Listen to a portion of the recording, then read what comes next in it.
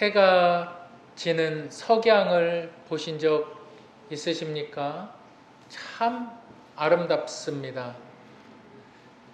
이 해가 지는 그 찰나, 그 석양의 모습을 보면 너무나 아름다워요. 이렇게 등산을 하게 되어서 산에 올라가서 정상에 가서 자연을 이렇게 바라봐도 정말 자연 경관이 아름답습니다.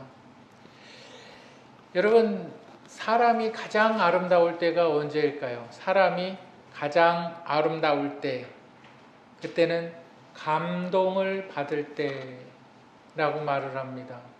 누가 잘생기고 못생기고 그거를 떠나서 사람이 가장 아름다울 때는 감동받을 때라고 말합니다.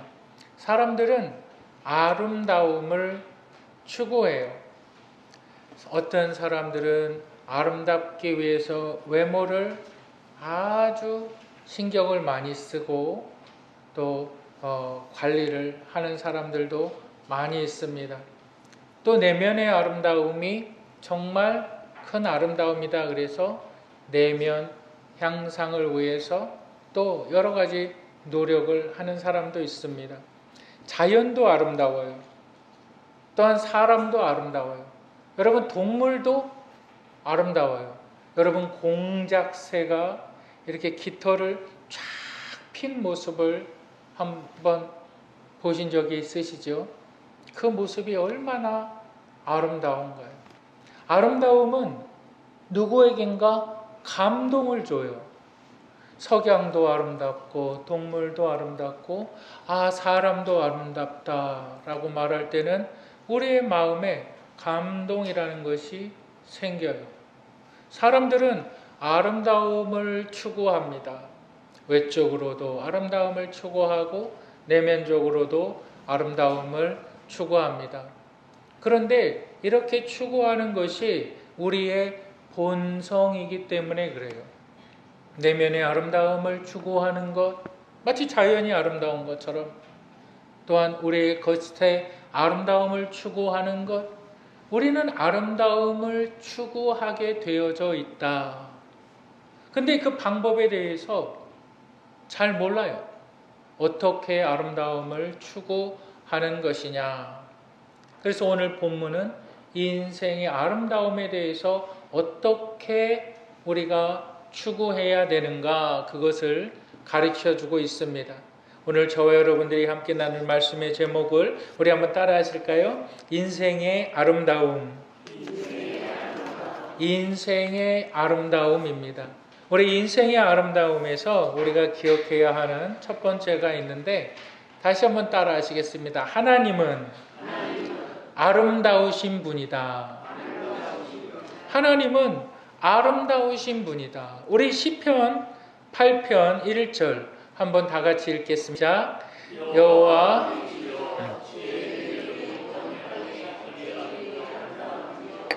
주의 영광이 하늘을 덮었나이다. 이렇게 기록하고 있어요. 주의 이름이 온 땅에 어찌 그리 아름다운지요. 하나님의 이름이 온 땅에 다 비춰져 있다. 다 나타난다. 주의 이름이 온 땅에 얼마나 그렇게 아름다운지요. 그런데 그 아름다움을 갖다가 다르게 가르쳐서 뭐라 그러냐면 주의 영광이 하늘을 덮었나이다. 뭘 말할까요? 구름이죠, 구름. 주의 영광. 하나님께서는 아름다우신 분인데, 하나님은 아름다우신 분이시다. 그것을 성경은 표현하기를 주의 영광이라고 표현하고 있는 거예요. 우리의 추구하는 아름다움, 우리가 어떻게 아름다운 인생을 추구하느냐? 본질적으로 하나님은 아름다우신 분이시다. 여러분, 그것을 기억하시길 바랍니다. 하나님께서는 그 아름다움을 온 천하 만물 가운데 다 드러내 놓으셨어요.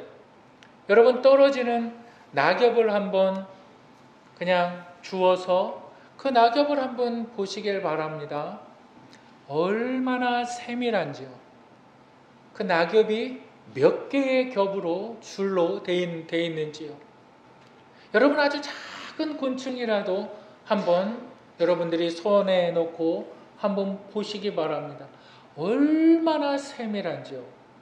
하나님은 아름다우신 분이고 그 아름다우신 분이 가장 아름답게 만든 창조물이 사람입니다. 그래서 사람을 갖다가 만물의 영장이라고 말하는 거예요.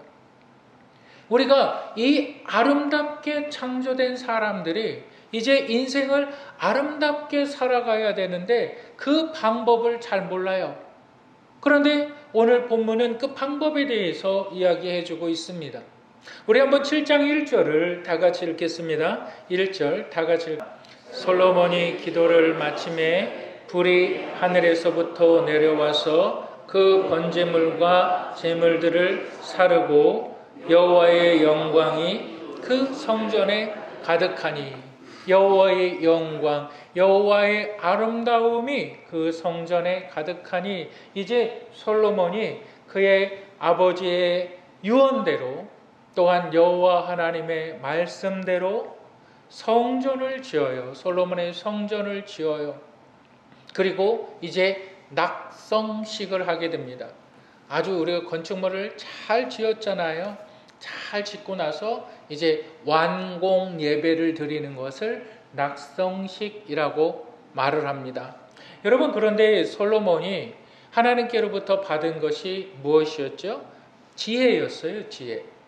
솔로몬은 하나님의 성전을 지을 때도 그 지혜를 사용을 합니다. 솔로몬이 성전을 지을 때 그 기간이 7년 6개월이 걸려요.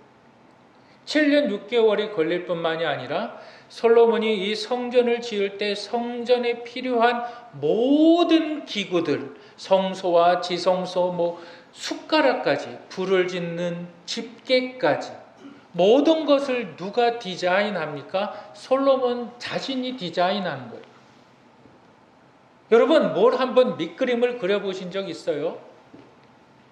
여러분 뭔가 아이디어를 생각을 해서 내가 뭔가 좀 만들어내려고 한번 해본 적 있으십니까?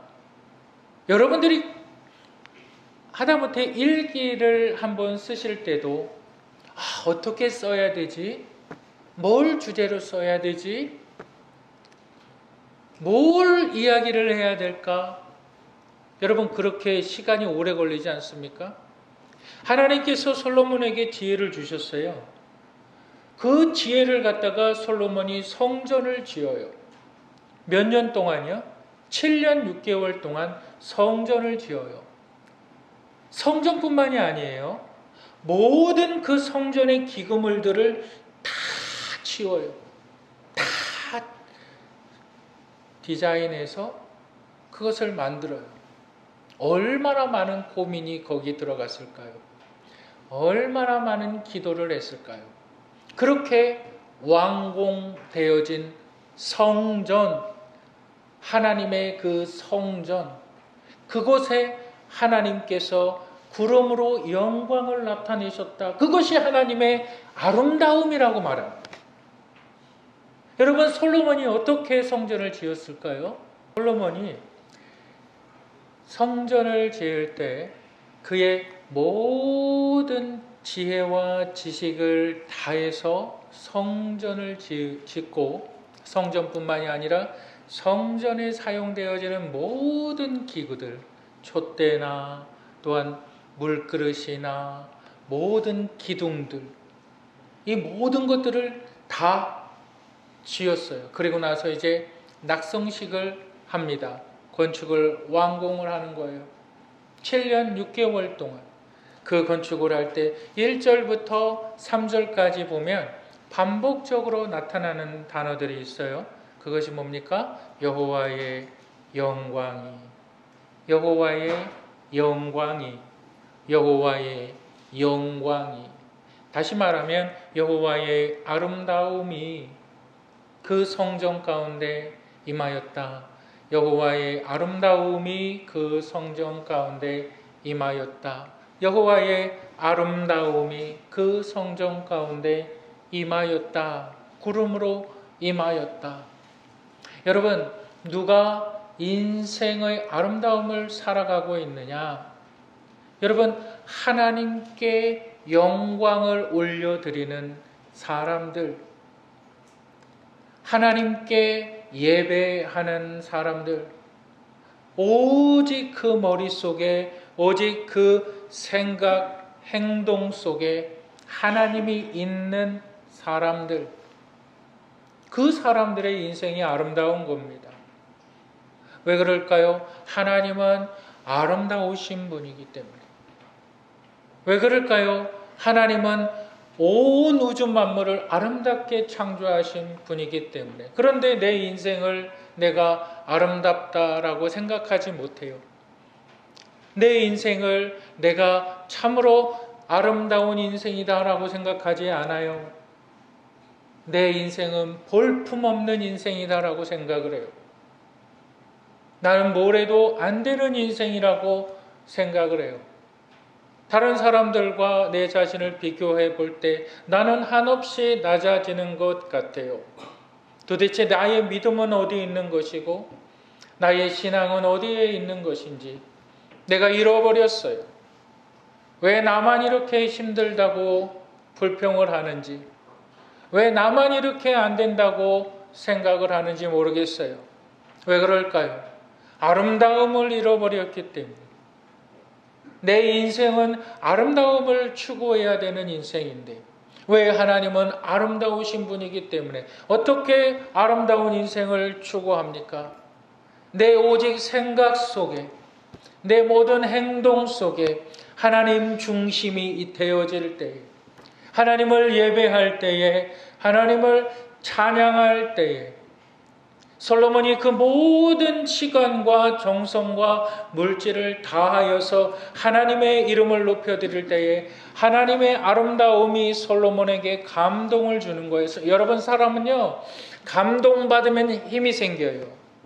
여러분, 사람은요, 감동받으면 넘어진 사람도 일어나고요. 사람은 감동받으면 병든 자도 치유가 돼요. 여러분, 그게 하나님의 영적인 비밀이라고요. 하나님은 우리가 그렇게 살아가길 원하시는 거예요. 그런데 내가 하나님께 어떠한 감동의 일들을 내가 하지 않을 때에, 내가 하나님의 생각을 하지 않을 때에, 내가 하나님께 대한 감사를 하지 않을 때에 하나님께서 내 인생에 감동을 주실 일을 참으로 우리는 기대하기가 어렵다는 거예요.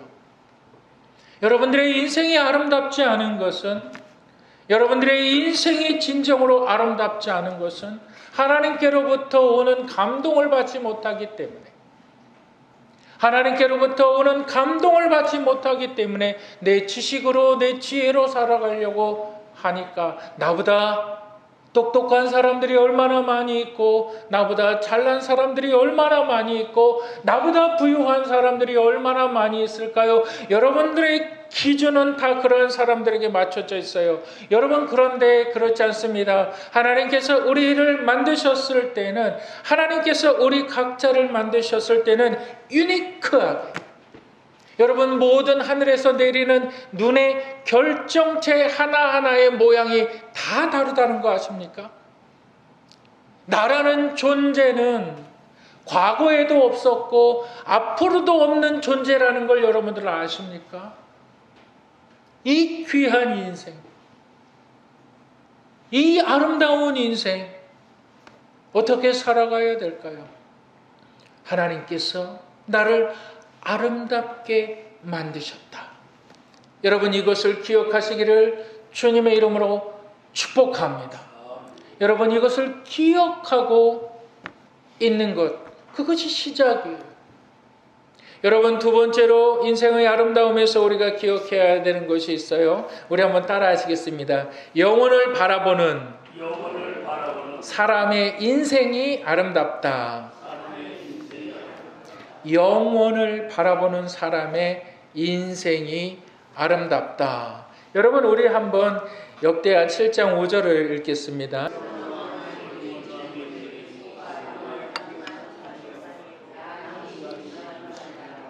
이와 같이 왕과 모든 백성이 하나님의 전에 낙성식을 행하니라. 여러분, 솔로몬이 이제 7년 6개월 동안 성전을 다 완공하고 하나님을 향하여 낙성식을 하는데 소가 2만 마리. 제가 또 그걸 또 계산해 보지 않았겠습니까? 도대체 2만 마리면 얼마인가? 여러분, 얼마일까요? 1950억. 지난주 수요일 시세로 1950억이고 양이 12만 마리. 여러분, 얼마일까요? 얼마냐면 360억. 우리나라 시세입니다. 총 얼마냐면 2310억. 그래서 기간을 얼마나 이 번제와 화목제를, 번제는 뭡니까? 태우는 거잖아요. 화목제도 물론 태우는 건데 이 기간을 7일 동안 솔로몬이 낙성제를 드리며 2310억을 소와 양을 다해서 하나님께 드렸다. 여러분, 무엇을 말하는 걸까요? 그의 삶의 기준, 그의 삶의 기준을 말하는 거예요. 여러분, 한번 그 언약궤 그림을 좀 보여주시겠어요? 여러분, 이것이 아까 솔로몬 성소 그 안에 들어가면 지성소 안에 있는 언약궤죠. 제가 많이 얘기해서 언약궤 안에는 뭐가 있죠? 세 가지가 있죠. 아론의 쌍난 지팡이가 있고, 또 하나는 십계명이 있고, 또 하나는 뭐가 있죠? 만나가 있죠. 여러분, 만나는 어디에서 내린 건가요? 하늘에서 내린 거잖아요. 그렇죠? 십계명은 누구로부터 받은 거예요? 모세가 시내산에서 하나님으로부터 받은 거죠. 근데 이 지팡이는 끊어져 있어요. 땅에 심겨진 지팡이가 아니에요. 심겨진 나무가 아닌데 이 지팡이에서 뭐가 납니까? 싹이 나요. 근데 저 궤를 덮고 있는 천사, 스랍, 이 스랍이 날개를 펴서 이 언약궤를 감싸고 있다. 더 정확하게 이야기하면 보호하고 있다라는 거예요. 뭘 보호하느냐? 하나님의 말씀, 하나님께서 인간들 가운데, 이스라엘 백성들 가운데 역사하신 그것을 지키는 거예요. 그것을 보호하는 거예요. 그 말씀을 지키는 거예요. 그 말씀을 보호하는 거예요. 그래서 하나님의 말씀은 영원토록 변함이 없는 거예요. 하나님의 말씀은 이스라엘 백성들을 인도하실 때 말씀하신 그 말씀은 지금도 믿는 사람들에게 그대로 나타나는 거예요. 여러분, 구약의 언약궤가 이제 신약에 와서 우리가 요한복음에 딱 와서 딱 시작되어지는 구절이 뭡니까? 말씀이 육신이 되어. 이 말씀이 태초에 하나님과 함께 계셨더라. 이 말씀이 육신이 되어 우리 가운데 임하셨으니 이 말씀이 곧 하나님이시라. 그래서 쭉 말씀에 대해서 설명을 하다가 그 말씀이 예수 그리스도 신이라 라고 말하는 거예요. 여러분, 솔로몬이 이 기구들 하나를 디자인하면서 솔로몬이 성전을 완공해 나갈 때, 모든 재료들을 만들어 나갈 때 그의 생각은 영원에 있었어요. 영원하신 하나님께서 이 땅에 내려주신, 영원하신 하나님께서 이 땅에 내려주신 것을 내가 어떻게 만들까? 촛대를 보시지 않았습니까? 이 촛대가 하늘을 향해서 벌려져 있어요. 주의 말씀을 보호하는 스랍들이 있어요. 물두멍을 보시길 바랍니다. 모든 것들이 다 영원을 묘사하고 있어요. 모든 집기들이 다 영원을 기억하고 있는 거예요. 여러분, 어떤 사람이 아름다운 삶을 살아갑니까? 내 인생이 영원하다는 것을 믿는 사람들. 어떤 사람이 인생의 아름다움을 누리며 살아갑니까? 내 인생이 영원하다는 것을 내가 믿고 나아가는 사람들. 넘어져도 괜찮아요. 근데 이게 끝이 아니거든. 실패해도 괜찮아요. 이게 끝이 아니거든. 우리의 진정한 실패는 언제입니까? 우리의 진정한 실패는 하나님을 알지 못할 때. 우리의 진정한 실패는 언제입니까? 하나님을, 예수 그리스도를 믿지 못할 때.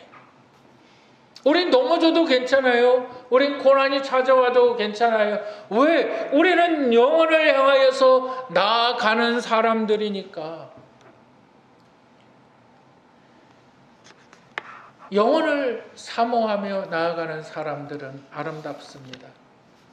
아까 제니퍼 자매가 저 장미꽃 위에 이슬이라는 그 찬송가를 불렀어요. 그게 찰스 오스틴 마일즈라는 사람이 작곡한 건데, 이 마일즈는 시인이기도 하지만 그는 아마추어 사진 작가이기도 해요. 그가 곡을 썼어요. 그가 곡을 썼는데 곡을 쓴 계기가 있어요. 우리 마일즈 사진 한번 보여주시겠어요? 이 사람인데, 이 마일즈가 저 장미꽃 위에 이슬이라는 곡을 누구를 위해서 썼냐면 친구 가이벨을 위해서 썼어요. 이 친구 가이벨은 음악적 재능이 아주 탁월한 사람이었어요. 그에게는 정말 사랑하는 딸이 있었어요. 근데 이 딸이 얼마나 귀하고 소중하냐면 정말 눈에 넣어도 아프지 않은 그러한 딸이었어요. 근데 이 가이벨은 어렸을 때 이 병을 앓아서 시력을 잃어버렸어요. 그 시력을 잃어버렸음에도 불구하고 정말 그 딸을 잘 키웠어요. 그리고 그 딸이 결혼할 이제 연령이 되어가지고 남자친구를 딱 데려왔어요. 아주 신실한 청년을 데려왔어요. 그래서 결혼을 딱 했어요. 오손도손 사는 모습이 그게 정말 아름답고 좋았어요. 근데 갑자기 날벼락이 떨어집니다. 하나밖에 없는 딸, 그 사위가 공장에서 일하다가 용광로 그 알죠? 철을 녹이는 그 용광로에서 사고가 납니다. 총 몇 명이 죽냐면 8명이 죽었어요. 이제 결혼했는데, 이제 신혼인데. 그러면서 이 가이벨이 하나님을 향하여서 기도를 합니다. 원망을 하죠. 도대체 하나님께서 그 아이를 데려가야 될 이유가 어디에 있습니까? 나는 하나님을 이해할 수도 없고 나는 하나님을 믿을 수도 없다.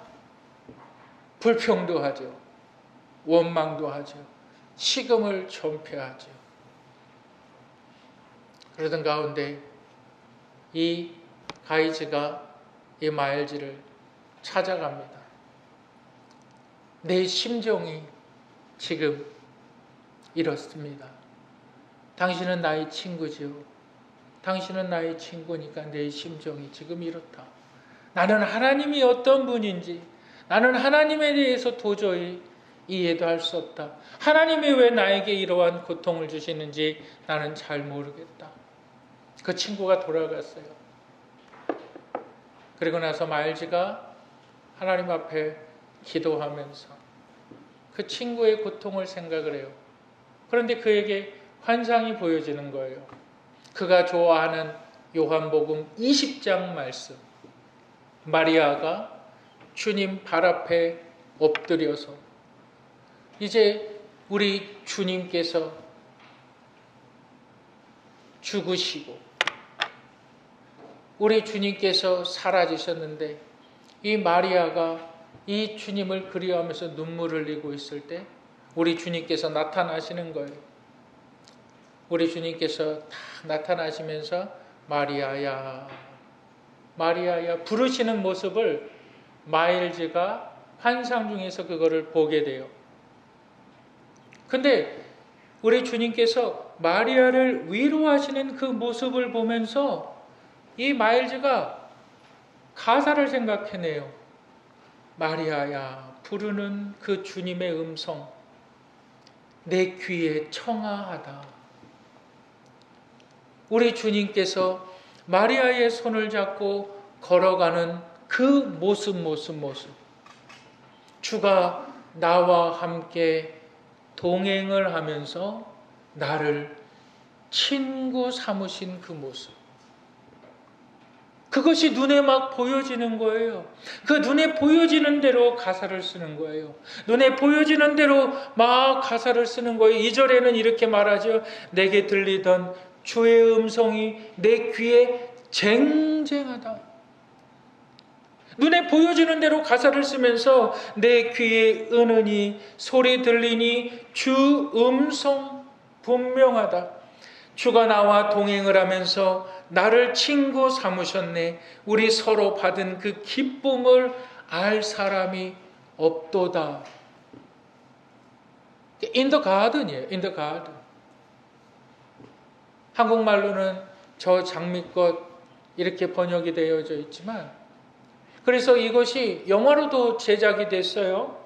이것이 84년도에 마음의 고향이라는 영화로도 제작이 되어서 오스카상을 2개를 받았어요. 뿐만이 아니라 모든 사람들이 그 찬송가, 저 장미꽃 위에 있을 그 찬송가를 통해서 하나님의 놀라우신 은혜, 그것을 발견하는데, 그것은 뭐냐면 영혼을 사모하는 거예요. Not yet, not come. 아직 우리는 하나님께로 가지 않은 거예요. 주님께서 나를 이끌어 가시는 거예요. 주가 나와 동행을 하면서 영혼을 사모하는 사람들의 인생이 아름다울 수밖에 없다는 것은, 영혼을 사모하지 않는 사람들은 왜 나만 이렇게 고통당하는가? 왜 나만 이렇게 어려운가? 왜 나만 이렇게 몹쓸병에 걸렸는가? 라고 말을 하지만, 영혼을 사모하는 사람들의 아름다운 인생을 살아갈 수밖에 없는 이유는 아직 도착하지 않았기 때문에, 아직 우리의 목적지에 가지 않았기 때문에, 힘들어도 목적지를 바라볼 수 있기 때문에, 나약해도 목적지를 바라볼 수 있기 때문에, 주가 나와 함께 동행을 하면서 나를 친구 삼아 주셨기 때문에 그 인생이 아름다울 수밖에 없는 거예요. 그 말이 아름답고, 그 행동이 아름답고, 그 성품이 아름다울 수밖에 없는 거예요. 왜 그렇습니까? 그 인생을 하나님께서 아름답게 만들어 가시기 때문에, 이것이 영혼을 사모하는 자들의 인생입니다. 여러분들, 우리는 영혼을 사모하는 하나님의 사람들입니다. 여러분들의 말이 아름다워야 되고, 여러분들의 행동이 아름다워야 되고. 왜? 하나님은 아름다우신 분이기 때문에. 우리는 영원한 나라를 소유한 하나님의 자녀들이기 때문에 그 아름다운 인생들을 살아가시는 분들이 되시기를 주님의 이름으로 축복합니다. 우리 이 시간 함께 기도하도록 하겠습니다.